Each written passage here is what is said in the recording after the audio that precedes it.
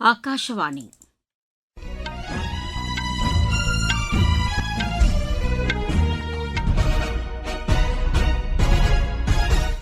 செய்திகள் வாசிப்பவர் சித்ரா பாலசுப்ரமணியன். தலைப்புச் செய்திகள். நாடாளுமன்ற நடைமுறைகளையும் அரசியல் சட்ட விதிமுறைகளையும் மதிக்காமல் காங்கிரஸ் கட்சி செயல்படுவதாக மத்திய அமைச்சர் திரு பியூஷ் கோயல் குற்றம் சாட்டியுள்ளார். சர்வதேச சந்தையில் கச்சா எண்ணெய் விலை அதிகரித்துள்ள போதிலும் பணவீக்கத்தை தொடர்ந்து கட்டுக்குள் வைத்திருக்க தேவையான நடவடிக்கைகள் மேற்கொள்ளப்பட்டிருப்பதாக நிதியமைச்சர் திருமதி நிர்மலா சீதாராமன் கூறியுள்ளார். பிரதமரின் இலவச எரிவாயு திட்டத்தின் கீழ் இதுவரை 10,51,00,000 ஏழை பெண்களுக்கு இணைப்பு வழங்கப்பட்டுள்ளதாக மத்திய அரசு தெரிவித்துள்ளது.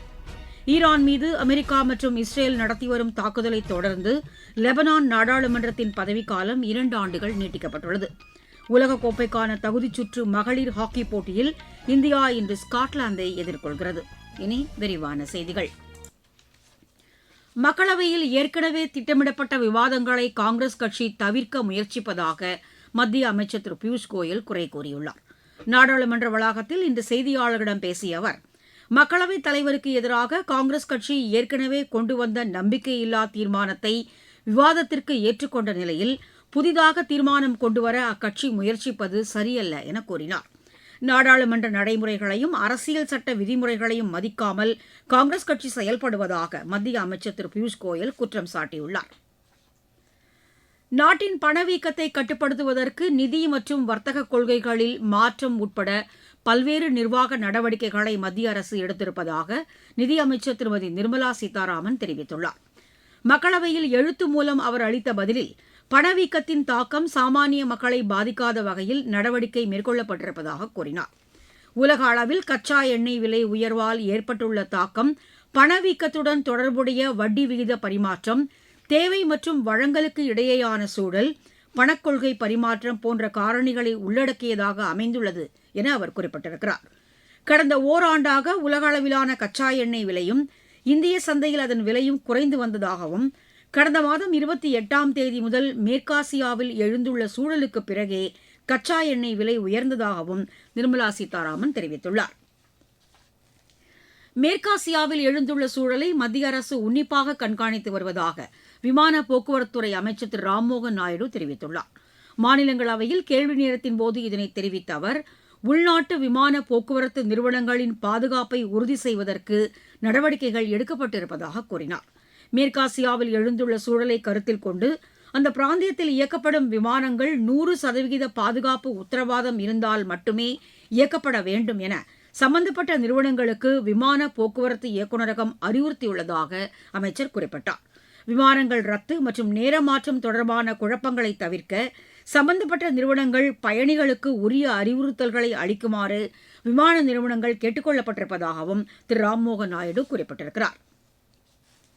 மேற்காசியாவில் நிலவும் சூழலை கருத்தில் கொண்டு தில்லி விமான நிலையம் சார்பில் பயணிகளுக்கு அறிவுறுத்தல் வெளியிடப்பட்டுள்ளது. அதன்படி மேற்கு நாடுகளுக்கு செல்லும் சர்வதேச விமானங்களின் வருகை மற்றும் புறப்பாடு தாமதமாகலாம் அல்லது நேரம் மாற்றியமைக்கப்பட வாய்ப்புள்ளதாகவும் தெரிவிக்கப்பட்டுள்ளது. எனவே விமான நிலையத்திற்கு வரும் பயணிகள் தங்களின் விமான நிறுவனங்களுடன் தொடர்பு கொண்டு தகவல்களை பெற்றுக் கொள்ளுமாறும், இணையதளங்களில் விமானங்களின் தாமதம் குறித்து அறிந்து கொள்ளுமாறும் அதில் அறிவுறுத்தப்பட்டுள்ளது. ஜார்க்கண்ட் மாநிலத்தில் கிரித் மாவட்டம் பெங்காபாத் காவல் நிலைய எல்லைக்குள் பீகார் சிறப்பு அதிரடி படையினரும் உள்ளூர் காவல்துறையினரும் இணைந்து மேற்கொண்ட நடவடிக்கையில் 2 மாவோயிஸ்டுகள் சரணடைந்தனர். பங்கஜ் ஜாதவ், பவன்சிங் என்ற இருவரும் பல்வேறு வழக்குகளில் தேடப்பட்டு வந்தவர்கள் என்றும் நீண்டகாலமாக தலைமறைவாக இருந்தவர்கள் என்றும் காவல்துறையினர் தெரிவித்தனர். நீங்கள் கேட்டுக்கொண்டிருப்பது ஆகாஷவாணியின் செய்தி அறிக்கை. மக்கள் போற்றும் மத்திய பட்ஜெட். தமிழகத்தின் ரயில் மேம்பாட்டு திட்டங்களுக்கு 7,611 கோடி ரூபாய் நிதி ஒதுக்கீடு. சென்னையிலிருந்து ஹைதராபாத் மற்றும் பெங்களூருவுக்கு புல்லட் ரயில் வழித்தடம். தென்னை விவசாயிகளுக்கான ஊக்குவிப்பு திட்டம். ஆதிச்சநல்லூரில் சர்வதேச தரத்திலான கலாச்சார மையம். பொதிகை மலையில் மலையேற்றத்திற்கான வழித்தடம். பழவேற்காடு ஏரியில் பறவைகள் காட்சி மையம். மாவட்டம் தோறும் மகளிர் விடுதிகள். தமிழகம் மட்டுமின்றி நாடே போற்றும் மத்திய பட்ஜெட். வளர்ச்சியடைந்த இந்தியாவிற்கான பயணத்தில் மோடி அரசு தொடரும் சீர்திருத்த நடவடிக்கைகள். பிரதமரின் இலவச சமையல் எரிவாயு திட்டத்தின் கீழ் இதுவரை 10,51,00,000 ஏழை பெண்களுக்கு இணைப்பு வழங்கப்பட்டுள்ளதாக மத்திய அரசு தெரிவித்துள்ளது. மாநிலங்களவையில் கேள்வி நேரத்தின்போது இதனை தெரிவித்த மத்திய பெட்ரோலியம் மற்றும் இயற்கை எரிவாயுத்துறை இணை அமைச்சர் திரு சுரேஷ் கோபி, கடந்த 2016ஆம் ஆண்டு தொடங்கப்பட்ட இத்திட்டத்தின் கீழ் நாடு முழுவதும் உள்ள பெண்களுக்கு வைப்புத் தொகை இல்லாமல் எரிவாயு இணைப்பு வழங்கப்படுவதாக கூறினார். மரம், சாண எரு, பயிர் கழிவுகளை எரித்து பாரம்பரிய முறையில் சமையல் செய்வதில் இருந்து பெண்கள் எரிவாயு இணைப்பு மூலம் நவீனத்துவத்துக்கு மாறியுள்ளதாக அவர் குறிப்பிட்டார்.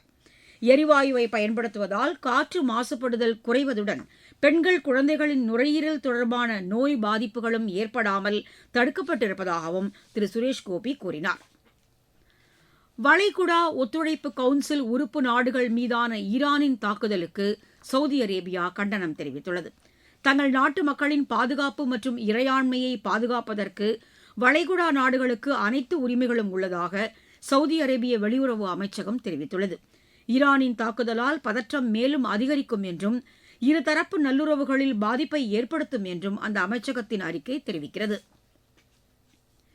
ஈரான் மீது அமெரிக்கா மற்றும் இஸ்ரேல் நடத்தி வரும் தாக்குதலை தொடர்ந்து லெபனான் நாடாளுமன்றத்தின் பதவிக்காலம் 2 ஆண்டுகள் நீட்டிக்கப்பட்டுள்ளது. நாடாளுமன்ற பதவிக்காலத்தை நீட்டிப்பதற்கான வாக்கெடுப்பில் 71 உறுப்பினர்கள் ஆதரவாக வாக்களித்ததாகவும் 41 பேர் எதிர்த்து வாக்களித்ததாகவும் 4 பேர் வாக்கெடுப்பில் பங்கேற்கவில்லை என்றும் லெபனான் அரசு செய்தி நிறுவனம் தெரிவித்துள்ளது.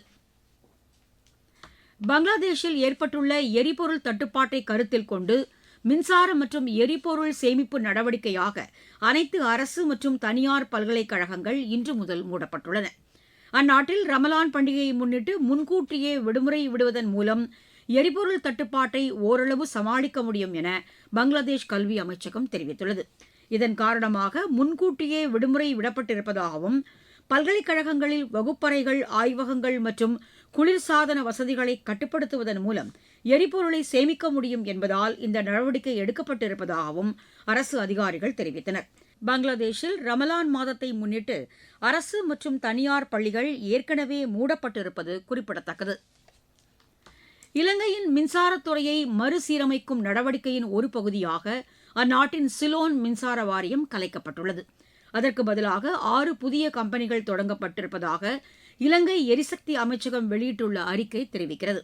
மின்சார உற்பத்தி, மின் பகிர்மானம், வழங்கல் மற்றும் தொடர் நடவடிக்கைகளை புதிதாக உருவாக்கப்பட்டுள்ள 6 நிறுவனங்கள் மேற்கொள்ளும் என இலங்கை எரிசக்தி அமைச்சகம் தெரிவித்திருக்கிறது. ஸ்காட்லாந்தின் பரபரப்பான கிளாஸ்கோ சென்ட்ரல் ரயில் நிலையத்தில் ஏற்பட்ட தீ விபத்தால் ரயில் சேவைகள் பாதிக்கப்பட்டுள்ளன. அந்த ரயில் நிலையம் மூடப்பட்டிருப்பதாகவும் தீயை அணைக்கும் பணியில் தீயணைப்புத் துறையினர் தொடர்ந்து ஈடுபட்டிருப்பதாகவும் அந்நாட்டு ரயில்வே அமைச்சகம் தெரிவித்துள்ளது. ரயில்வே நிலையத்திற்கு அருகிலுள்ள கட்டிடத்தில் பற்றிய தீ பரவியதில் 4 மாடி கட்டிடம் சேதமடைந்திருப்பதாகவும் ஸ்காட்லாந்து அதிகாரிகள் தெரிவித்தனர். விளையாட்டுச் செய்திகள். உலகக்கோப்பைக்கான தகுதிச் சுற்று மகளிர் ஹாக்கி போட்டியில் இந்தியா இன்று ஸ்காட்லாந்தை எதிர்கொள்கிறது. ஹைதராபாத்தில் நடைபெறவுள்ள இப்போட்டி இரவு மணி 7:30க்கு தொடங்குகிறது. ஆஸ்திரேலியாவில் நடைபெற்று வரும் சர்வதேச நீச்சல் போட்டியில் இந்தியாவின் ரிஷப் தாஸ் வெண்கலப் பதக்கம் வென்றார். ஆடவர் 100 மீட்டர் பிரிவில் அவர் இப்பதக்கத்தை கைப்பற்றினார். உலக டுவெண்டி கிரிக்கெட் கோப்பையை 3வது முறையாக வென்ற இந்திய அணிக்கு மாநிலங்களவையில் பாராட்டு தெரிவிக்கப்பட்டது.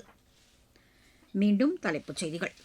நாடாளுமன்ற நடைமுறைகளையும் அரசியல் சட்ட விதிமுறைகளையும் மதிக்காமல் காங்கிரஸ் கட்சி செயல்படுவதாக மத்திய அமைச்சர் திரு பியூஷ் கோயல் குற்றம் சாட்டியுள்ளார். சர்வதேச சந்தையில் கச்சா எண்ணெய் விலை அதிகரித்துள்ள போதிலும் பணவீக்கத்தை தொடர்ந்து கட்டுக்குள் வைத்திருக்க தேவையான நடவடிக்கைகள் மேற்கொள்ளப்பட்டிருப்பதாக நிதியமைச்சர் திருமதி நிர்மலா சீதாராமன் கூறியுள்ளார். பிரதமரின் இலவச எரிவாயு திட்டத்தின் கீழ் இதுவரை 10,51,00,000 ஏழை பெண்களுக்கு இணைப்பு வழங்கப்பட்டுள்ளதாக மத்திய அரசு தெரிவித்துள்ளது. ஈரான் மீது அமெரிக்கா மற்றும் இஸ்ரேல் நடத்தி வரும் தாக்குதலை தொடர்ந்து லெபனான் நாடாளுமன்றத்தின் பதவிக்காலம் 2 ஆண்டுகள் நீட்டிக்கப்பட்டுள்ளது. உலகக்கோப்பைக்கான தகுதிச் சுற்று மகளிர் ஹாக்கி போட்டியில் இந்தியா இன்று ஸ்காட்லாந்தை எதிர்கொள்கிறது. இத்துடன் இந்த செய்தி அறிக்கை நிறைவு பெற்றது. எமது செய்திகளை சமூக வலைதள பக்கங்களில் AR நியூஸ் சென்னை என்ற முகவரியிலும் RNU சென்னை என்ற யூடியூப் சேனலிலும் உடனுக்குடன் அறிந்து கொள்ளலாம்.